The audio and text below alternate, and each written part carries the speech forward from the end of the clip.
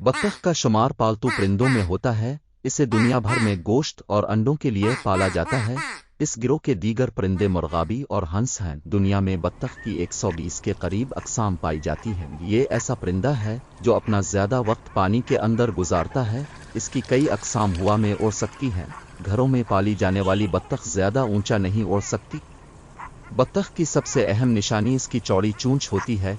इसकी चोंच में दंदाने होते हैं जिनकी मदद से ये मुख्तलिफ चीज़ें पकड़ सकती है। चोंच में दो छोटे छोटे सुराख होते हैं जो उसकी नाक का काम देते हैं। इसकी चोंच दुश्मन पर हमला करने के लिए भी इस्तेमाल होती है। ये अपनी चोंच से अपने पैरों में कंघी करती है। जसामत: इस परिंदे का वजन 1 से 1.5 किलोग्राम और जिस्म की लंबाई चोंच से दम तक तकरीबन 2 फीट होती है।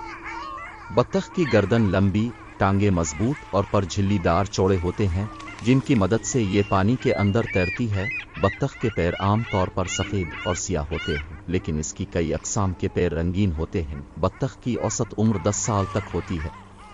ये परिंदा बर्र-ए-आज़म अंटार्कटिका के अलावा हर बर्र-ए-आज़म में पाया जाता है। इसकी कुछ अक़साम कुतुब शुमाली की ठंडी झीलों के किनारे पाई जाती है। बत्तख घास फूस, आबी पौधे, छोटी मछलियाँ, कीड़े मकोड़े और मेंढक वगैरह खाती है। इसका अंडा मुर्गी के अंडे से बड़ा होता है। अंडे की जर्दी सुर्खी माइल पीली और मुर्गी के अंडे से बड़ी होती है। मुर्गी के अंडे से इसके अंडे में ज़्यादा मिक़दार में ग़िज़ाइयत पाई जाती है। अंडे का छिलका मजबूत होता है जिसकी वजह से ये देर तक महफूज रहता है। बरसात के मौसम में मादा बत्तख पानी के करीब घोंसला बनाकर इसमें 7 से 16 तक अंडे देती है। इन अंडों से 28 दिनों के बाद बच्चे निकल आते हैं। अंडों से निकलते ही बच्चे अपनी मां के साथ पानी में तैरने लगते हैं। बत्तख घोंसला बनाकर इसे अपने पैरों से सजाती। बत्तख के कई दुश्मन हैं। गहरे पानी में तैरते हुए मछलियां इसे शिकार कर लेती हैं। भेड़िया और लोमड़ी उसके बच्चों को मौका मिलते ही खा जाते हैं। डिकहाक नामी उकाब बत्तख को शिकार कर लेता है। इंसानों की तरह बत्खें भी आपस में मिलजुल कर रहती हैं और एक दूसरे के साथ राबता भी रखती हैं।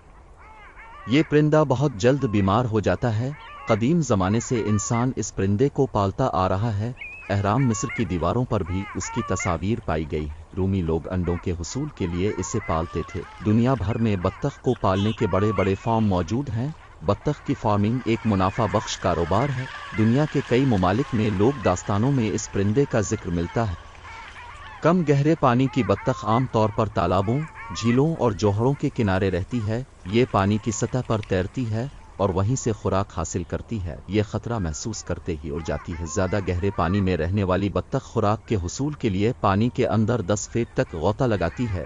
इस किस्म की एक बत्तख लंबी दम वाली बत्तख कहलाती है जो पानी के अंदर 200 फीट की गहराई तक गौता लगा सकती है। पानी पर तैरते हुए भी ये पानी में बार बार गौता लगाती रहती है।